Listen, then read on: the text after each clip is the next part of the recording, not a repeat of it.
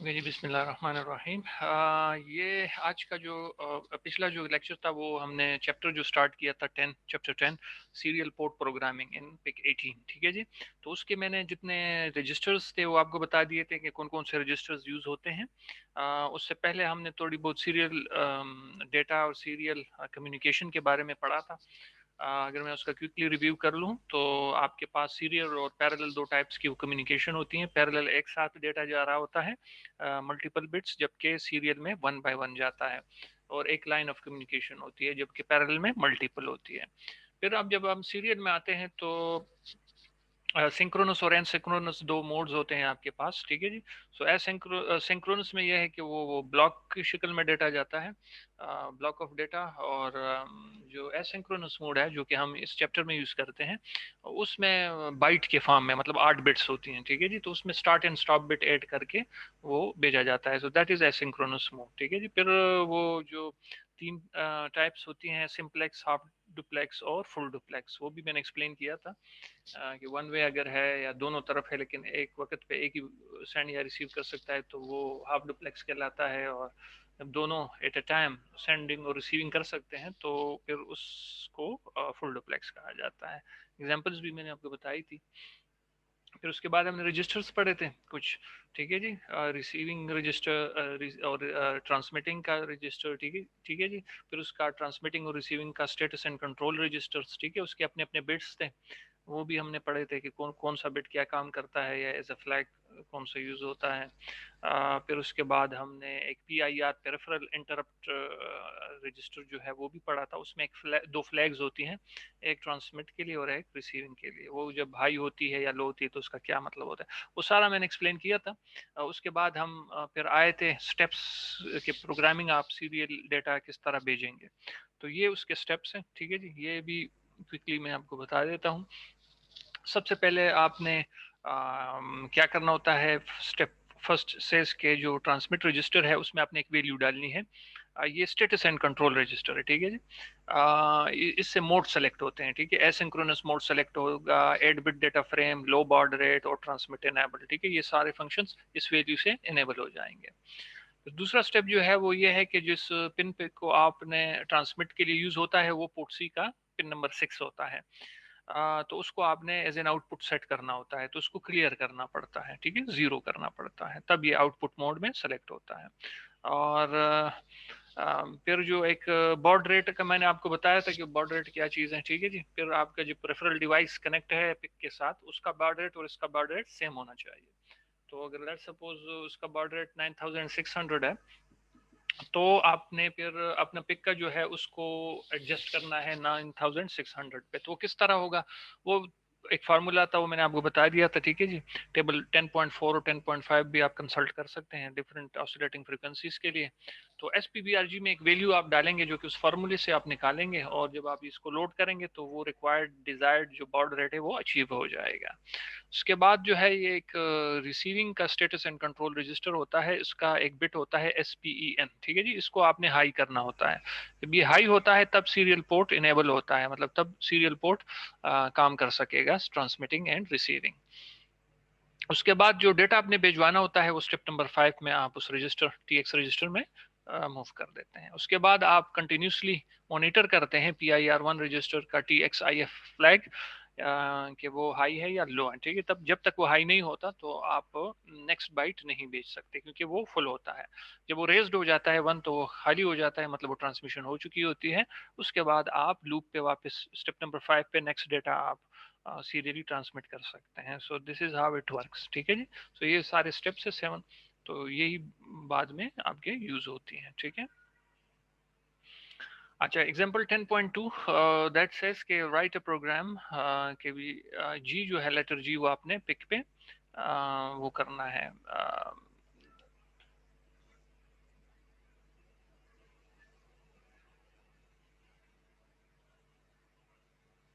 अच्छा, वो आपने भिजवाना है। ठीक है।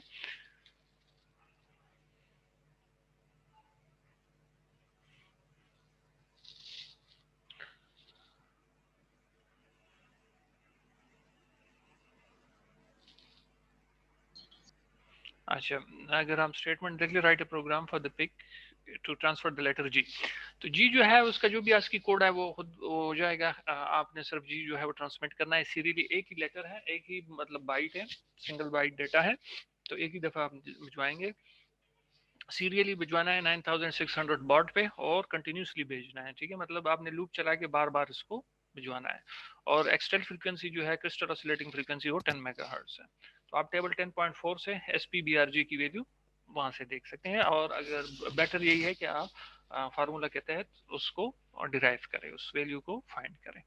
अच्छा, सबसे पहला जो स्टेप है वो ये है कि वो जो TX STA रजिस्टर है, transmit status and control register, उसमें आपने एक वैल्यू डालनी होती है 20H, वो जो रिक्वायर्ड मोड्स है, ठीक है। तो ये 20H वैल्यू है लेकिन बाइनरी फॉर्म में है।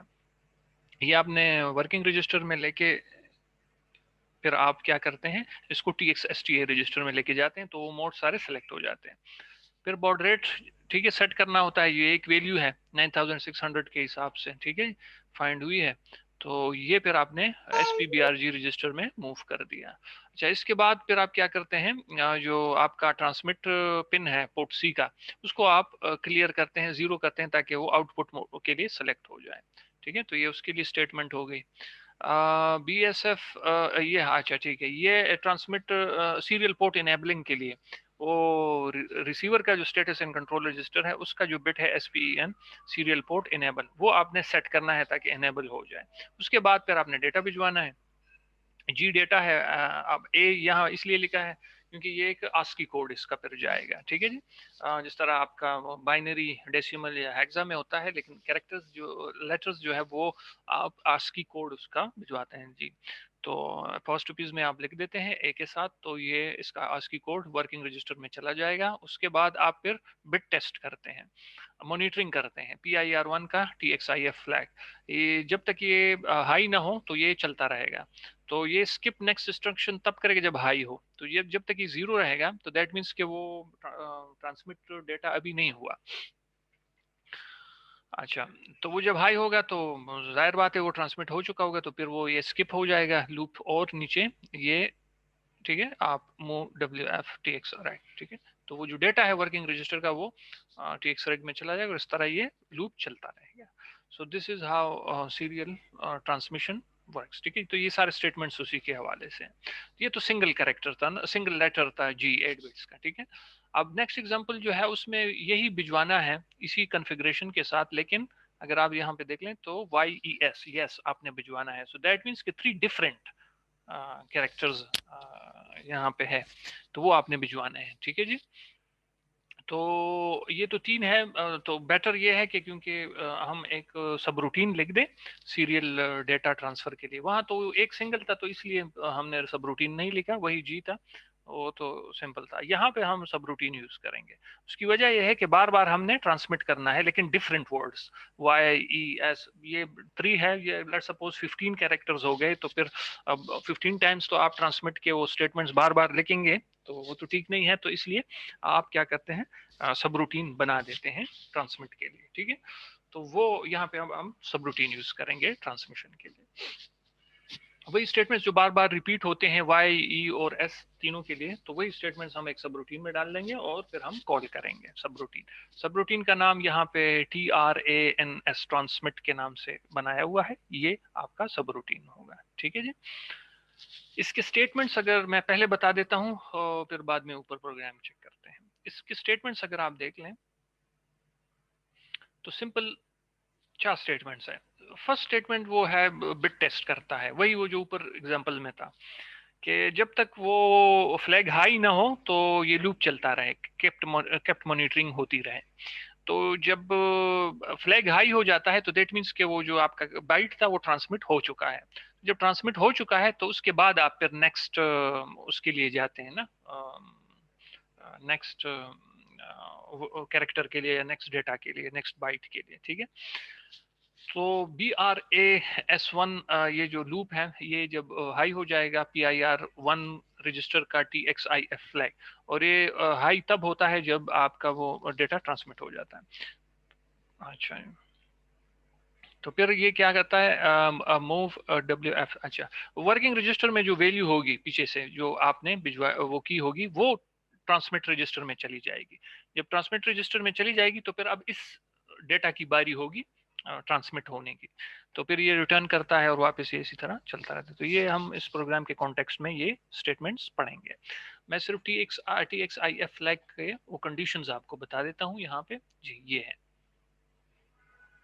ठीक है। और ट्रांसमिट इंटरप्ट फ्लैग बिट, ये जब 1 होता है ना तो ट्रांसमिट बफर इज एम्प्टी, तो मतलब वो ट्रांसमिशन हो जाती है, वो TX रजिस्टर एम्प्टी हो जाता है, तो तब ये 1 होता है। अदरवाइज ये अगर 0 है तो दैट मीन्स कि इसमें डेटा अभी पड़ा है, वो ट्रांसमिट नहीं हुआ। अच्छा, so now solving this example. अच्छा, write a program to transmit the message YES serially 9600 baud 8 bit data and one stop bit, do this forever। अच्छा, अब आपने इसमें stop bit भी एक इंक्लूड करना होगा। And do this for ever मतलब एक लूप में आपने इसको अनकंडीशनल लूप में भी पूरे उसको वो करना है कि YES बार बार रिपीट हो। अच्छा, सबसे पहले स्टेप यही है कि आपका जो transmit status and control register है उसकी वैल्यू आपने सेट करनी है, वो इन दो स्टेटमेंट से होती है, ठीक है। सो 20H आप वैल्यू डालते हैं तो उससे क्या हो जाता है, वही वो जो, ठीक है, 8 बिट मोड और ठीक है लो बाड रेट और ये सारे सेलेक्ट हो जाते हैं। और फिर वो वैल्यू पहले आप वर्किंग रजिस्टर में लेके जाते हैं एज ए लिटरल वैल्यू, और फिर उसके बाद आप file register TXSTA transmit status and control register, तो वो वही मोड्स जो है, वो जो रिक्वायर्ड मोड्स हैं वो सेलेक्ट हो जाते हैं। अच्छा, तो सेकंड जो स्टेप है वो यही है ना कि आप बॉड रेट सेट करें, तो वही 9600 है 10 मेगाहर्ट्ज उसके लिए ऑसिलेटिंग फ्रीक्वेंसी के लिए। तो वो वैल्यू आप लिटरल वैल्यू वर्किंग रजिस्टर में लेके जाते हैं और फिर उसके बाद आप SPBRG में उसको शिफ्ट करते हैं, तो वो बॉड रेट सेलेक्ट हो जाता है। अच्छा, ये भी क्लियर हो गया। तीसरा जो चीज है वो ये है कि आप जो ट्रांसमिट पिन है पोर्ट सी का, उसको आउटपुट के लिए सेलेक्ट करते हैं, तो वो उसको क्लियर करते हैं BCF। सो ये TRISC, ठीक है, यही रजिस्टर यूज होता है फॉर मेकिंग ए पिन और पोर्ट आउटपुट, ठीक है, या इनपुट के लिए भी आप यूज कर सकते हैं, लेकिन उसमें फिर सेट करेंगे ये TX पिन। अच्छा, उसके बाद जो है वो ट्रांस सीरियल पोर्ट जो है उसको एनेबल करना पड़ता है, तो वो रिसीविंग का जो स्टेटस एंड कंट्रोल रजिस्टर है उसका जो बिट है SPEN का, वो आप सेट करते हैं, तो वो सीरियल पोर्ट जो है वो एनेबल हो जाता है। ये सारे जब आप कर लेते हैं तो फिर आप डेटा भिजवाते हैं। तो फर्स्ट जो है वो आपका क्या है, वो लेटर क्या है, Y है, ठीक है। तो उसका ASCII कोड जो है A का विद A आप लिखते हैं Y, तो वो एज ए लिटरल वैल्यू आप मूव करते हैं वर्किंग रजिस्टर में, ठीक है। तो अब जो है क्या करते हैं, इसके बाद आप डायरेक्ट कॉल करते हैं ट्रांसमिट का जो कि जिसके नाम से TRANS के नाम से आपने वो बनाया है सब रूटीन, ठीक है। तो जब आप यहाँ पे कॉल करते हैं ट्रांसमिट को सब रूटीन को, तो डायरेक्ट आप यहाँ से यहाँ पे आ जाते हैं, ठीक है, इस सब रूटीन पे आ जाते हैं। अच्छा, तो अब अगर आप देख लें तो Y कहाँ पे पड़ा है, अभी वर्किंग रजिस्टर में पड़ा है, ठीक है जी, वर्किंग रजिस्टर में पड़ा है। अच्छा जी,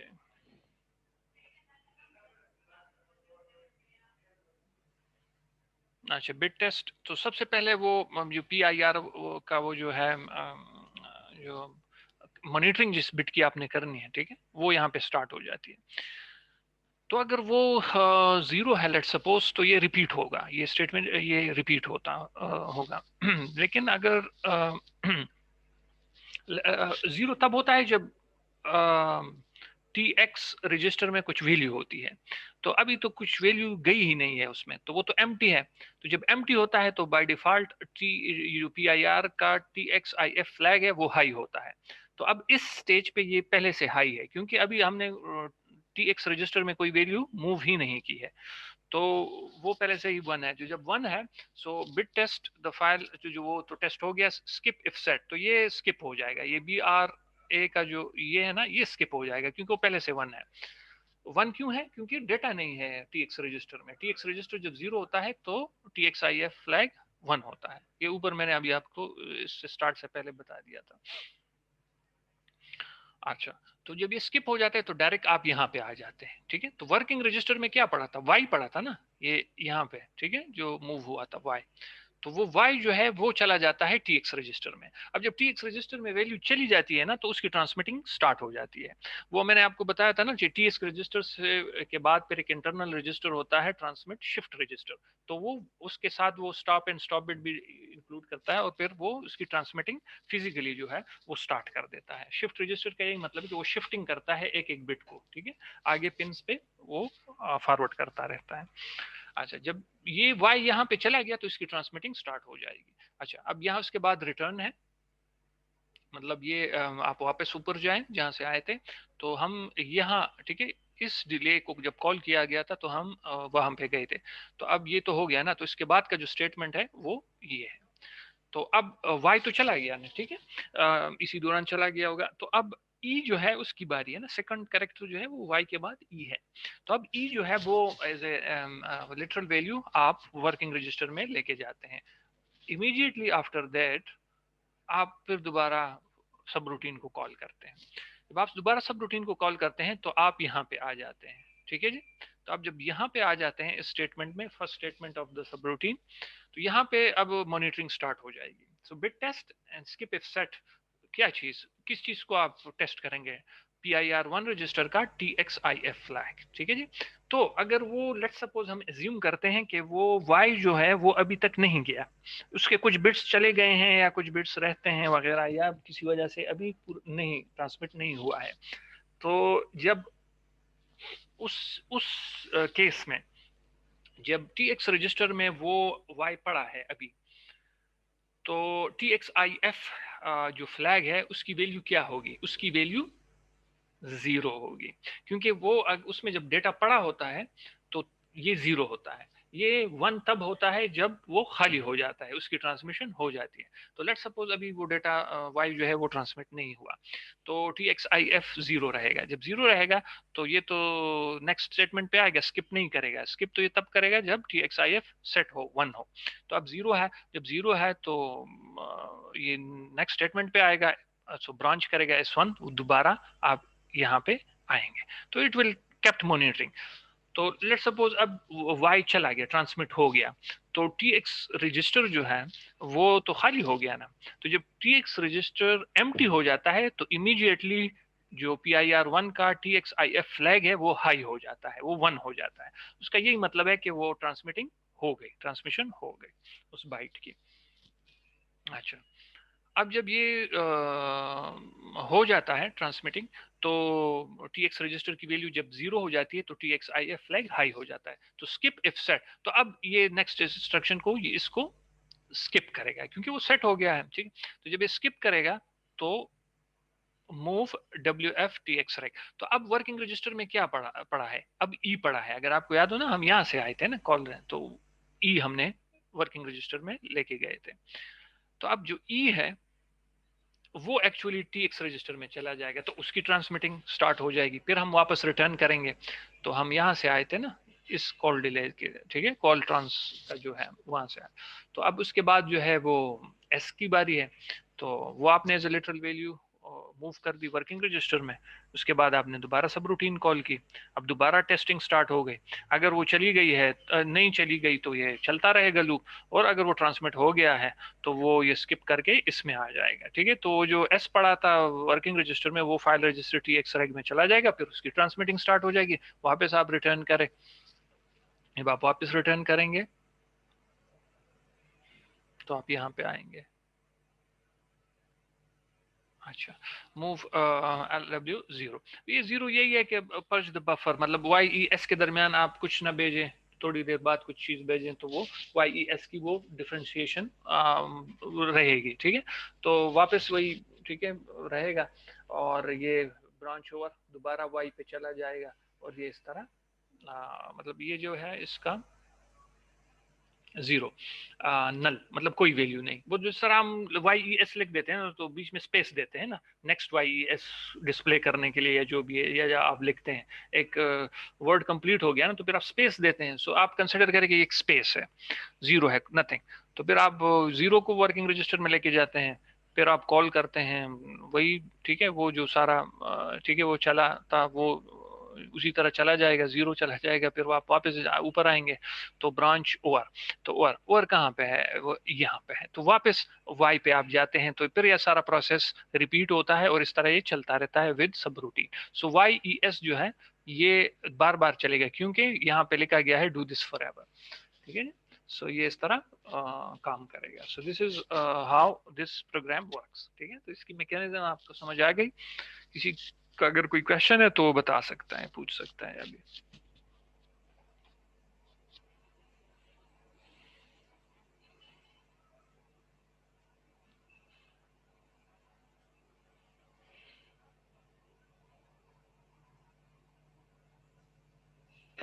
सर इसमें आपने डिले नहीं, डिले नहीं, डिले तो जब अलग इसमें चीज है डिले, ना, डिले तो अलग चीज है ना, वो तो जब आपको रिक्वायर्ड होगा ना, तो जब आपसे पूछा जाएगा क्वेश्चन में, तो आप साथ में वो डिले देते हैं फिर, ठीक है। ठीक है। हाँ जी।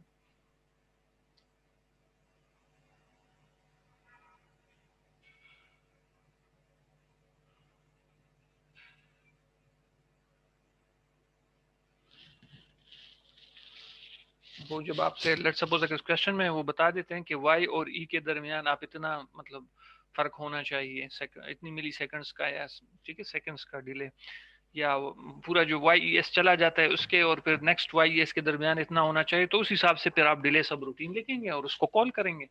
तो वो तो जब आपसे पूछा जाता है तो बिल्कुल आप उसको फिर यूज भी कर सकते हैं जब सवाल में हो। ठीक है। अच्छा, अब नेक्स्ट आगे जाते हैं इससे। अच्छा, यहाँ पे लिखा गया है कि अच्छा importance of the T X I F flag, ठीक है। तो ये इंपॉर्टेंट है क्योंकि इसमें आपने मॉनिटरिंग करनी होती है, इस चीज को आपने बार बार वो करना होता है। तो ये स्टेप्स दोबारा लिखे गए हैं कि the byte character to be transmitted is written. तो जो डेटा आपने भिजवाना होता है वो टी एक्स रजिस्टर में होता है, और T X I F flag जो है वो वन होता है जब टी एक्स रजिस्टर का डेटा चला जाता है, ठीक है। और ट्रांसमिट शिफ्ट रजिस्टर जो मैंने कहा था ना, वो बिट्स को जब शिफ्ट करता है वन बाय वन, ठीक है जी, तो वो स्टार्ट और स्टॉप बिट साथ में ऐड भी करता है, ये उसकी बात हो रही है यहाँ पे। और T X I F flag की यहाँ पे बात हो रही है जब वो क्लियर होता है, T X I F is clear to indicate that the last byte is being transmitted and.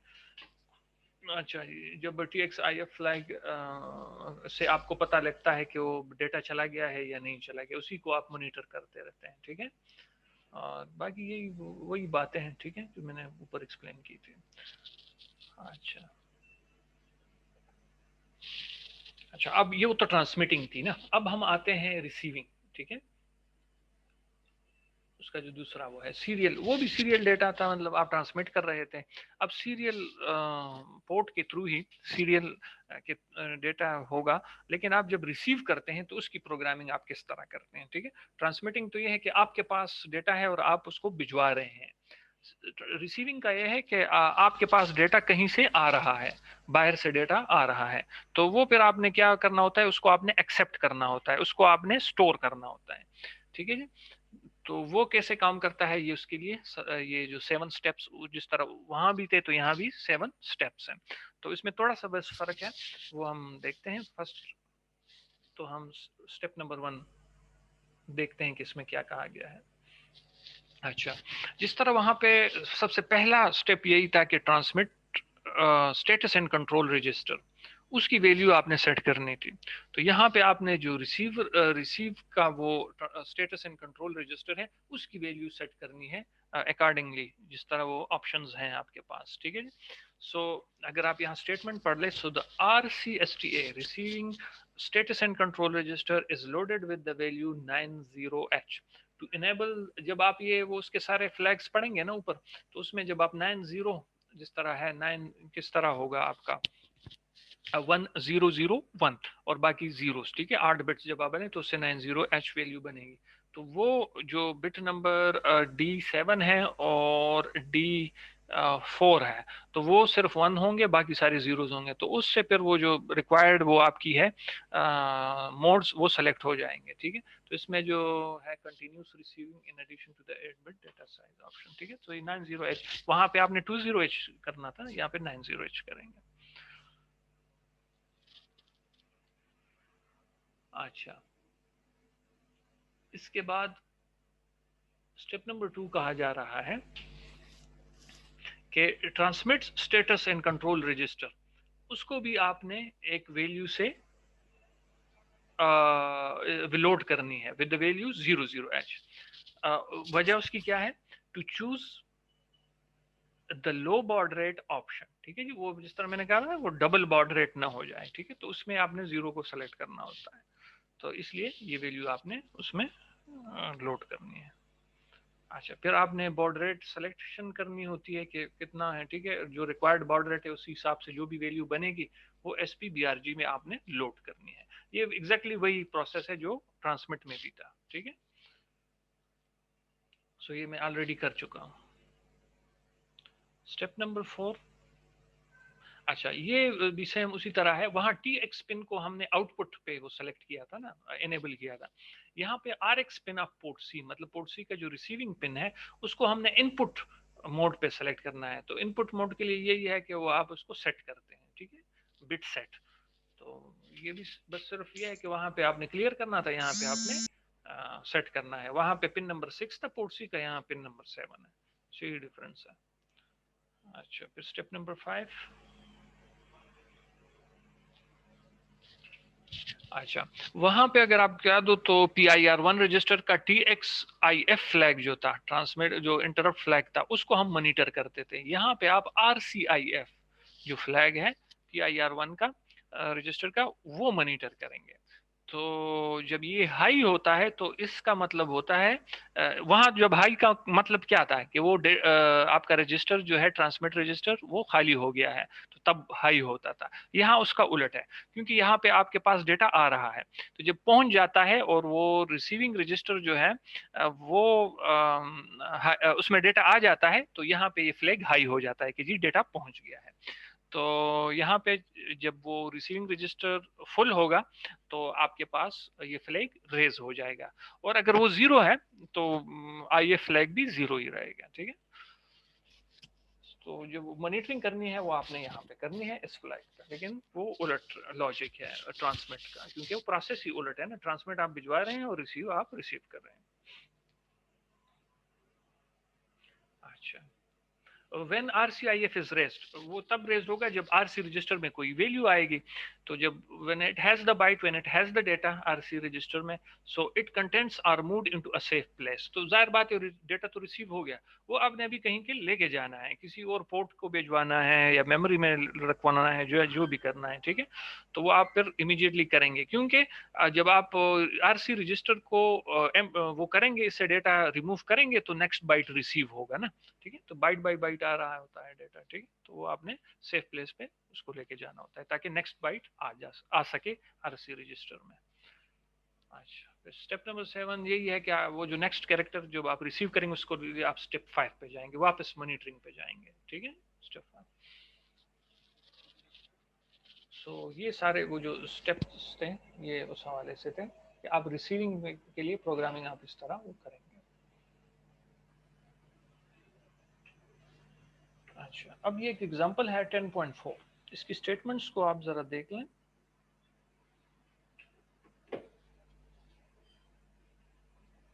Program the PIC18 to receive bytes of data serially and put them on port B। ठीक है, यहाँ पे बताया गया है कि आप इस तरह की प्रोग्रामिंग करें कि आपके पास डेटा रिसीव हो सीरियली, और फिर आपने क्या करना है कि उसको पोर्ट बी पे भिजवाना है, ठीक है।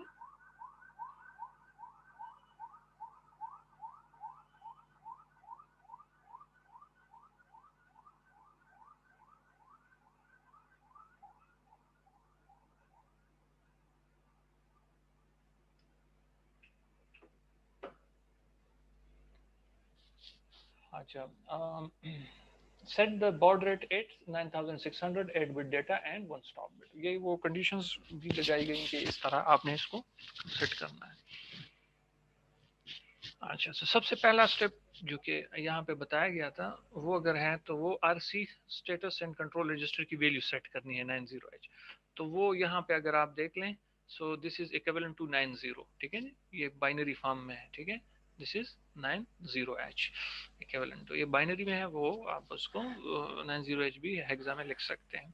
तो ये आपने लिटरल वैल्यू से वर्किंग रजिस्टर में डाल दिया और फिर वर्किंग रजिस्टर से RC status and control register, receive status and control register, क्योंकि यहाँ पे मेंशन है कि वो सेटिंग हो जाती है। अच्छा, सेकंड स्टेप जो है वो टीएक्स रजिस्टर का, वो ठीक है, वो खैर ये उन्होंने बाद में किया है, इससे पहले उन्होंने स्टेप नंबर 3 को यहाँ पे किया हुआ है।